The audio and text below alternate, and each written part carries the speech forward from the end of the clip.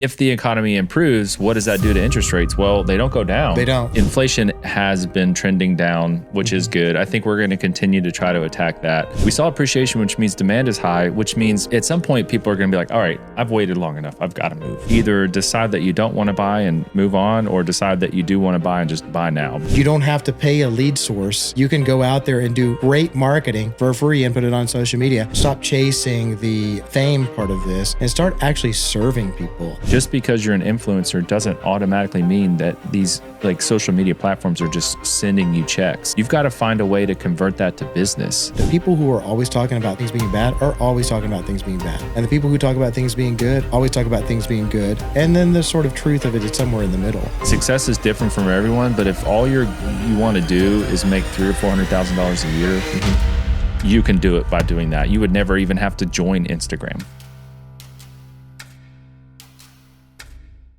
Okay, we thought it would be good to talk about, we did a 2025 prediction a couple of months ago, but I thought, man, let's do this again. Some things have changed. We've got a little bit more visibility, seeing what's gone on for the course of 2024. And so as we're wrapping up the year, I just wanted to talk about this. By the way, make sure to like and subscribe to YouTube, Spotify, Apple Podcasts, wherever. Okay, so let's just jump in. So again, we did one, I think 2 or 3 months ago. We're actually starting to see sort of final numbers roll in for 2024. Now, you're going to have to help me with data on this because you're the data guy. But what I'm seeing is, or some of the headlines that are going around is about like lowest home sales in 30 years. Is that true? Do we know? Yeah, Okay. I think it's true. I mean, I think just like the government reporting on jobs and everything else, I think the numbers vary from reporter to reporter. Yeah. But I think the consensus is like, yes, this was a very rough year for real estate as far as number of sales. Well, I think we felt it for sure. I mean, there were agents we had some agents that were really able to perform in the midst of all this, but it seemed like to me, anecdotally, like the deals just seemed harder. And we can talk about this in a little bit, but so I'm curious to ask, and this isn't a political statement at all, just curious to ask like Trump's impact on the economy. So we're past the election, we've got a new president in, we've got a Republican president in. Does that do anything to the marketplace? That directly, I don't know. I mean, Yeah. I think the reason why I say I don't know is like you have people in both parties, mind you. Sure. So this is not a political thing, but in both parties saying a great economy, which most people think the economy will improve under, well, maybe not most people, but Yeah. if you're, depending on which party you're with, most people think the economy will improve under Trump. Sure. And if the economy improves, what does that do to interest rates? Well, they don't go down. They don't. Yeah.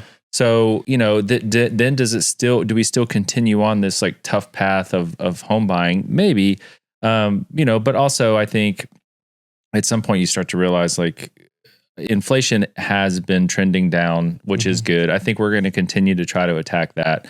I think we got the right people in place to do that before or after the election. I think that this was being watched by both parties, and I think they were both doing a collaborative and effective job at trying to bring it back down.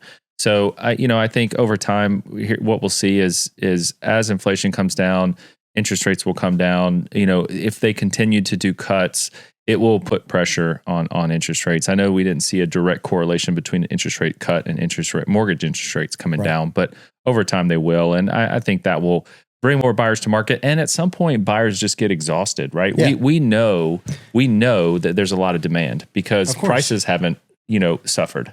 So like we saw appreciation.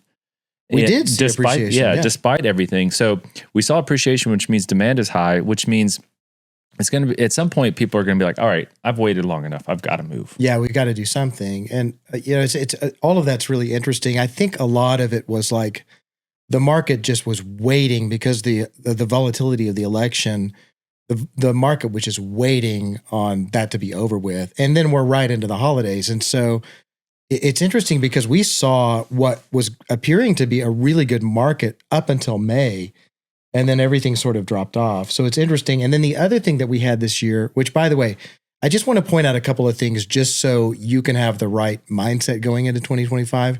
At the beginning of 2024, we had a couple of things that were being talked about. One of them is that interest rates are going to go down. They did a little, but they didn't do what the Fed told us they were going to do, right?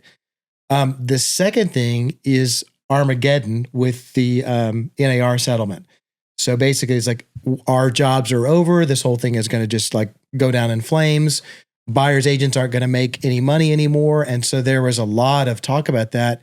And really in the rearview mirror, not much has changed. Yeah, I think that's very important to call out here is that everybody thought it was Armageddon for buyer side real estate agents. And that's just not been the case. I mean, No.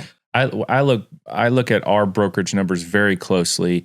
I actually even predicted that our average would go down as far as commission on the buyer side more than it did. So, we were seeing already like 2.5% on average across the board. And I think we're like at 2.4. So it barely went down. I thought it might go down closer to 2 for a while. And I thought it would rebound back to 2.5. But I did think initially sellers were going to be very like, all right, I'm going to try this. I'm going to see what I can get away with. And I'm going to say, you don't get commission or you get 1% and see how it works. But that just hasn't been the case. And even in my own real estate transactions with my wife, like we only didn't collect 3% in one deal all year. Yeah. And so like, it's one of those things where it didn't have the effect that everybody thought it was going to have. I certainly thought it was going to have a more profound effect for a short period of time. And it just hasn't. Yeah. Why do you think that is? I think, most, and one of the things that I think is that most sellers or most of the marketplace doesn't even really know it happened. Well, honestly, you know what? I think it was probably the perfect time for that to happen. Yeah. For the settlement to happen because the market was quote unquote weak. Yes. And it was definitely just a situation where it was a buy side heavy, or like buyers were benefiting more than sellers. Sellers were having to give up concessions and all these things to get houses sold. So they weren't going to not pay the buyer's agent. Right. They were just like, all right, I need anything I can do to get this house sold. I'm going to do it. So I think if the market had been a real seller beneficial market, then we probably would have seen a lot more people trying like 1% and 0.5%. No question. Yeah. If we would have been like in that COVID market, we probably would have seen a lot of that negotiation. Just deal with it. Yeah. But right now, it just seems like not much really changed. So, there's potential for it to change in the future. But for right now, it's like, what was all that worry and stress and frustration about? So what do we think interest rates are going to do? I don't think they're going to move that much, but you would know more over the whole course of 25. The course of 25, yeah.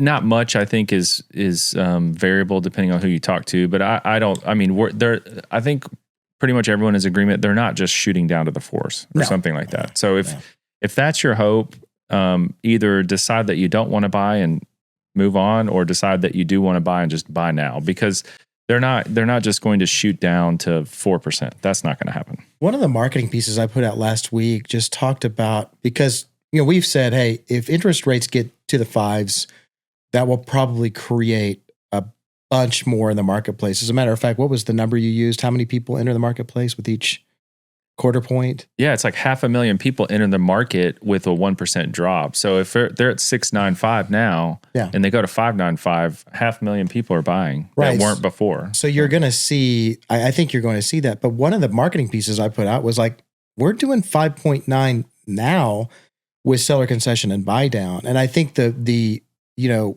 messaging to your client database needs to look like that, because guess what else happens when that changes and the marketplace improves? The seller concessions will gradually start going away.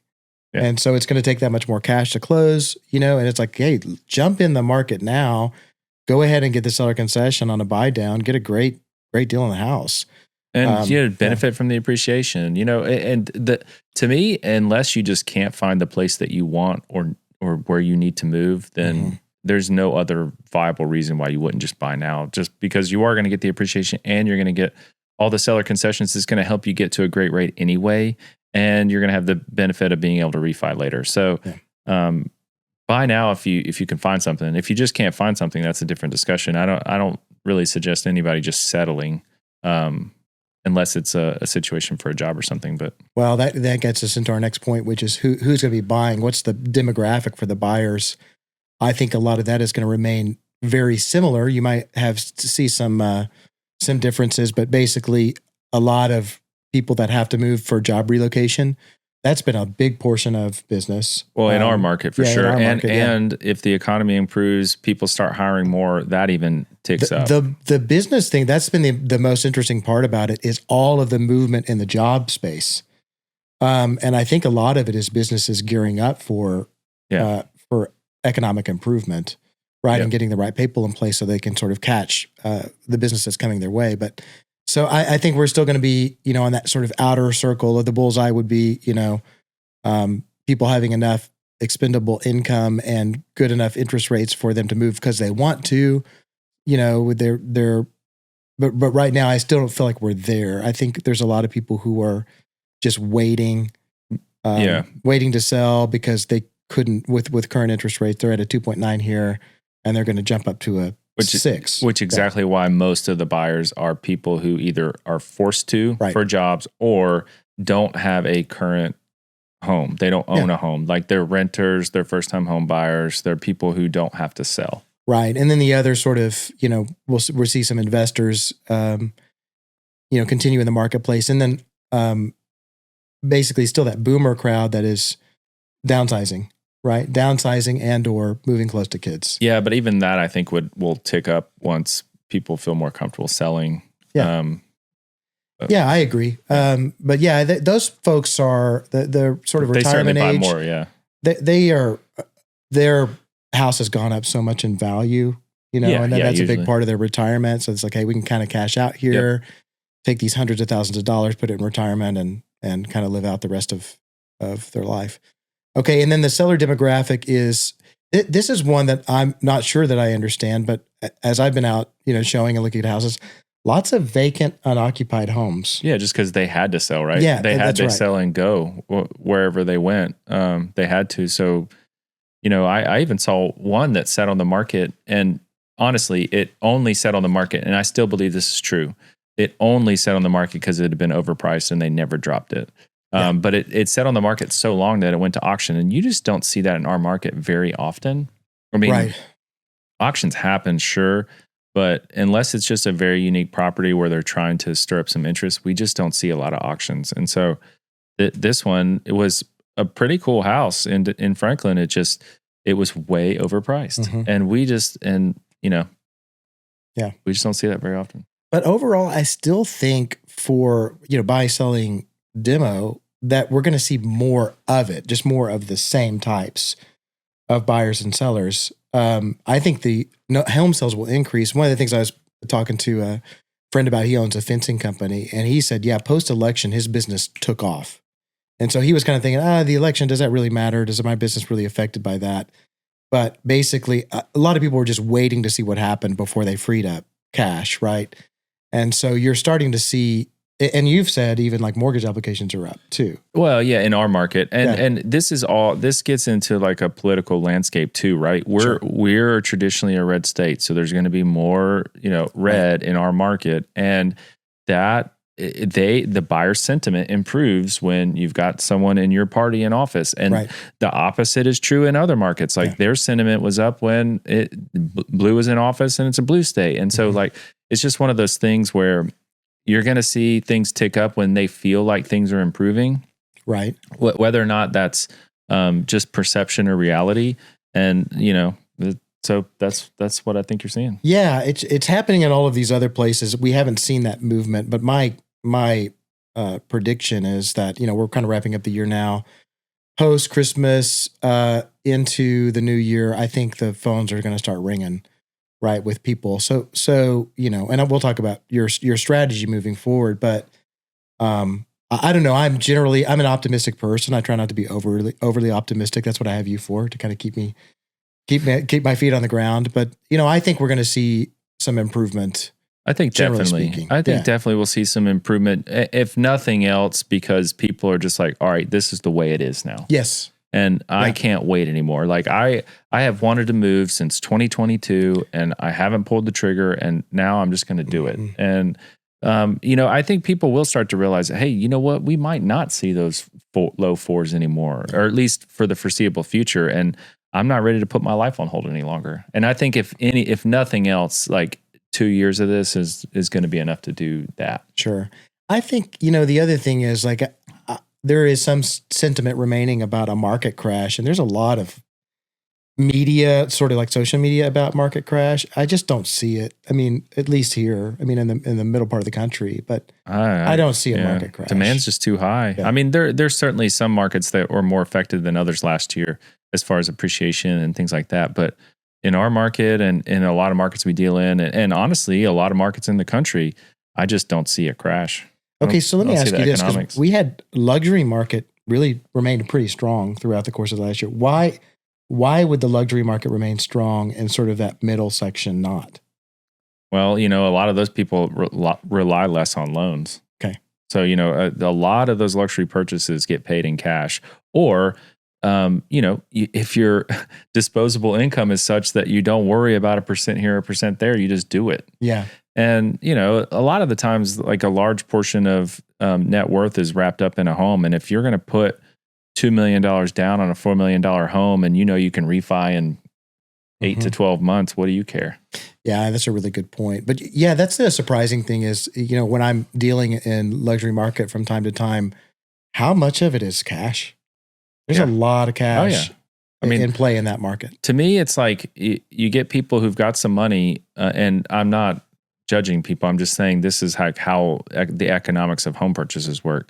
Up until a little past 2 million, like they've got some money, but they're usually still putting 20% down, still taking their mortgage and moving on. But like once you get into the 3, 4, 5, those people like could purchase it in cash, but maybe choose not to make their cash work in other ways. But that's when you start to get in like, all right, whether it's 4% or 6%, they don't care. Right. Yeah. That's and right.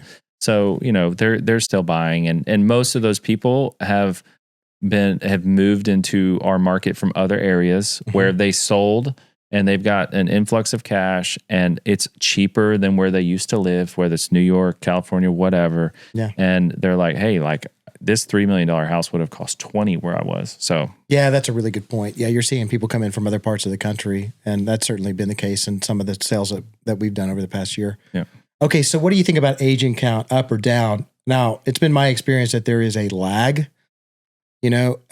Agents are usually like a little bit late to the game. If the market's like going good and they're getting in, that's like usually they're a little bit behind. So the rush is like, so there's a little bit of a lag. Their licenses kind of roll off like after kind of some of that's over. So December's typically an exodus. I think we'll have an exodus of agents across the country. I agree. Not like, maybe not like a mass exodus. That might be a year after if we have to go through another year of it being sort of a ho-hum market, like nothing to speak about. But I do think the agent count's going to go down. Yeah, there is a, it's interesting. When I first got into this business, I think I would just sort of listen to anybody who had anything to say about real estate, and then I would sort of let that affect my thought process. And then I kind of started to understand that the people who are always talking about, or who are talking about things being bad, are always talking about things being bad. And the people who talk about things being good always talk about things being good. And then the sort of truth of it is somewhere in the middle. But there are a lot of agents that I've talked to recently is like, yeah, it's really just the market's not there to succeed in real estate. I'm like, yeah, it is. You just have to change your approach. I mean, we have a couple of agents, a husband and wife team that did 20 million this year in a down market. Yeah, and every agent's got a totem pole, right? Like to some agents, 20 million's like the world, and some agents, 20 million's like a decent year. For this couple, I mean, they were doing like 15 million every year, and then did 20 in a bad market. What do you think they would have done if the market was like COVID? Yeah. But they're starting to hit that threshold where they've been an agent 5, 6, 7 years, and so like all that snowball starts to build and build and build, and they're going to continue to have a great year next year, the year after that. I mean, they're really good people. They're really good agents, and over time, more people are going to use them. Yeah, no question. And what I would tell you, if you're an agent and you're sort of, going, hey, is this going to work or not? It will if you work it. Yeah. It works if you work, right? Hard work doesn't fail you. Go ahead. People buy homes and sell homes no matter what the economy's doing. Yep. Maybe less of them, but also there's so much business to go around. I know. Like you can be an agent or a mortgage broker or an inspector in any market. Yeah, you have your own economy, right, that you can deal in. And while I will concede this point, I think it's taking more work to create the same results. Oh, no question. You're going to have to, like, excellence is going to have to be your standard if you really want to perform and get the numbers that you want. It's going to be twice as hard as you think it is, but that's life.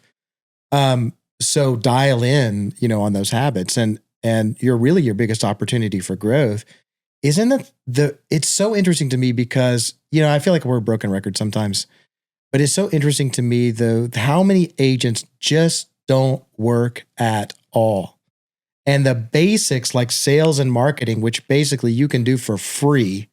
You don't have to pay a lead source. You can go out there and do, great marketing for free and put it on social media.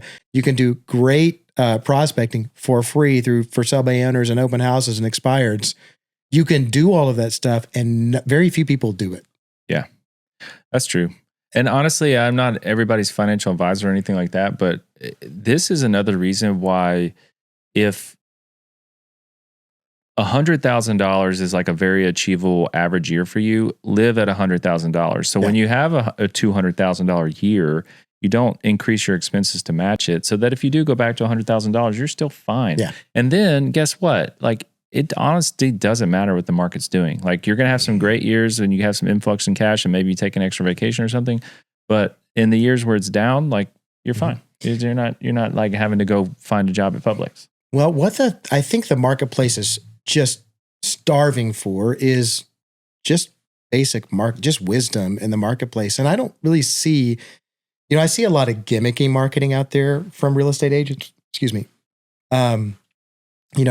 Click heavy type stuff where people are just trying to, go viral.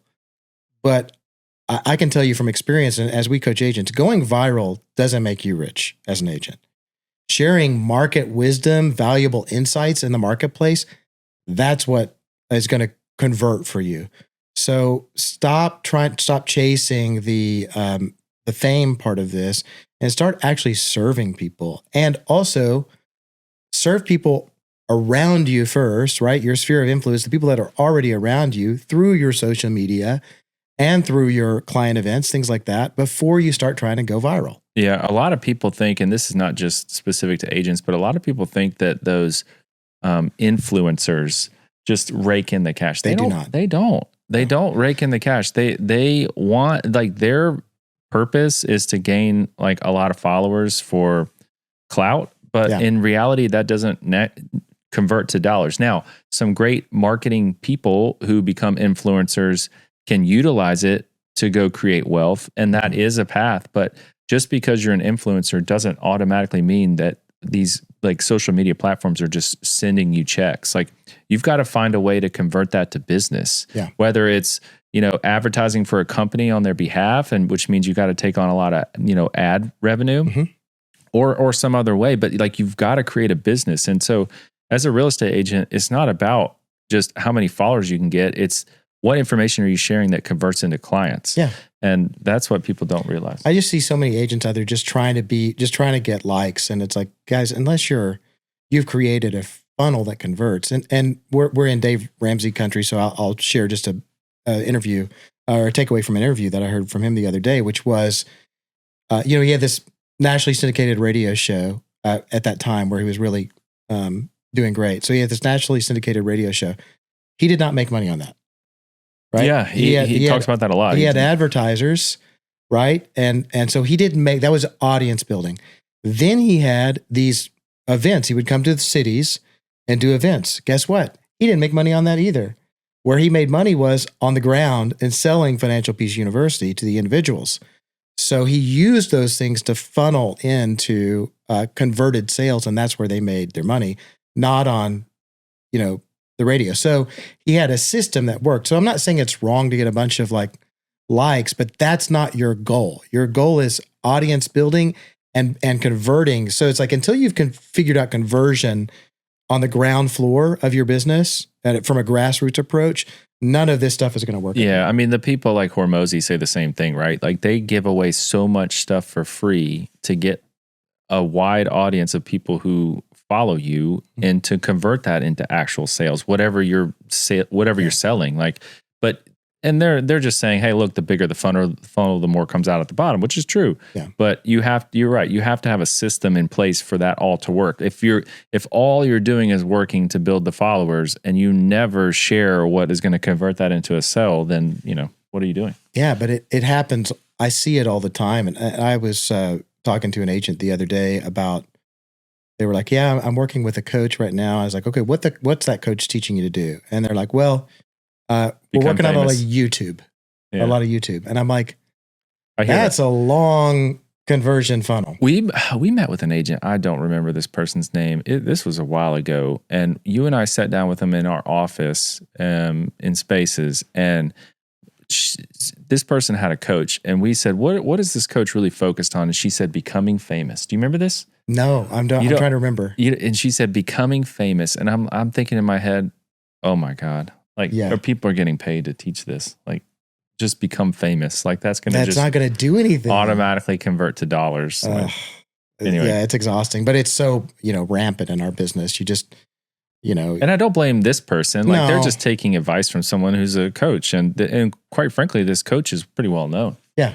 But they were just like, hey, I vaguely remember this, but yeah, we were probably famous. Thinking the same thing. Okay, good luck. Yeah, look, that's not the path to financial freedom, I can promise you. Now, again, the more people that know your name, great. That is good. That is good, yeah. But just learn the system that brings them out the bottom. But again, start here, start at the ground level and convert here. And then sort of in larger and larger circles, you can start to build that audience, but you still have to have the conversion instrument in place.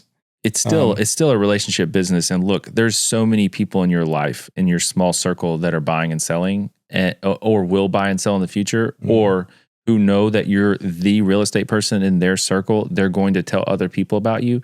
If you focus on relationships and building that in that circle, the circle grows. Yeah. And over time, before you know it, you're that real estate person in a lot of people's circles. And that's when you start to see some overlap and, some real results. I completely agree. And you don't really even need to go beyond that to be a highly successful real estate agent. Success is different from everyone, but if all you want to do is make $300,000 or $400,000 a year, you can do it by doing that. You would never even have to join Instagram. Well, to prove our point, those agents that are doing $20 million a year, husband and wife, they're doing social media, but they're not doing a ton of social media. And it's mostly personal. Yeah, it's mostly personal. Right. So there you go. All right. So make sure you are getting on video, for crying out loud, sharing market wisdom. Almost no agents do video. Share your market wisdom through that. If you need market wisdom, it's everywhere around you. If you're listening to this podcast, take some of this and use that. We have several points at the top of this. Stay subscribed, and so you can kind of stay on top of it and share it. Your weekly email campaign. And this is just a good opportunity to share. We're getting ready to roll out something amazing for you guys. It's going to be incredibly affordable for agents to help you. So stay tuned, because we're going to announce it soon. We're really, really excited about what we're doing. But again, make sure you're staying solid with the fundamentals of this business, like your prospecting, like your video marketing, like your client events. And another one that I'll just throw in there is network with agents that are not from your market, right? Get in places where you can develop relationships with agents in other markets, whether they be a national conference, whether they be a mastermind, whatever that looks like, so that you can get business from that. Because there's a lot of business that comes from that, and we've taken a lot of business that way. Yep. Okay, any final thoughts as we wrap up 2024? Nope. This will be the last podcast we release for the year. So hope everybody has a great holiday season. Hopefully you don't shut it off too much. Yeah. I still recommend keeping in touch with your sphere, with your clients, with potential clients, with people that you've been shopping for throughout the year, because people are going to hit the ground running, I think, come January. So you don't want to be just completely shut off, because next thing you know, they're going to meet somebody at a Christmas party and they're already under contract and they've forgotten about you. That's right. All right, guys, as always, please make sure to like and subscribe. We'll see you next week. Bye.